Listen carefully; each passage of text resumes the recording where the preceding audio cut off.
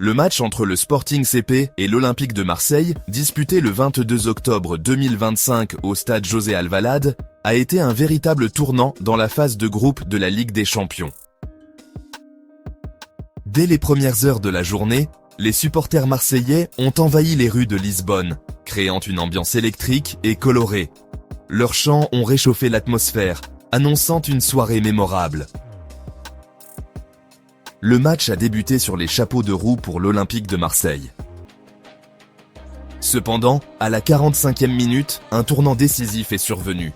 Emerson Palmieri a été expulsé après une simulation de pénalty, laissant son équipe réduite à 10 pour le reste de la rencontre.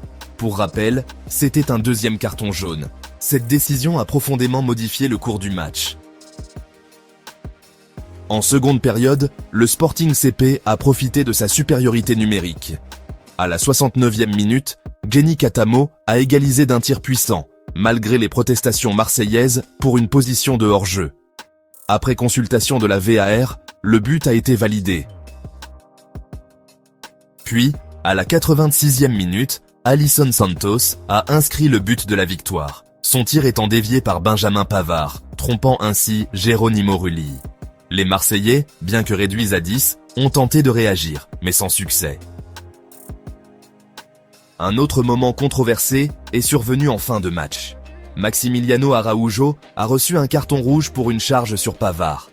Cependant, après intervention de la VAR, la sanction a été retirée, et contre toute attente, par un carton jaune pour Pavard, permettant au Sporting de terminer la rencontre à 11 contre 10. Les statistiques du match témoignent de la domination du Sporting CP en seconde période.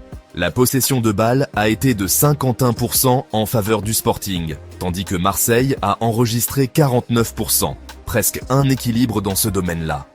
Le Sporting a effectué 14 tirs, dont 6 cadrés, contre 8 tirs, dont 3 cadrés, pour l'OM.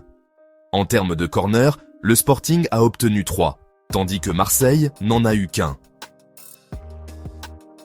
Cette défaite place l'Olympique de Marseille dans une position délicate au classement de leur groupe, tandis que le Sporting CP en profite pour remonter au classement.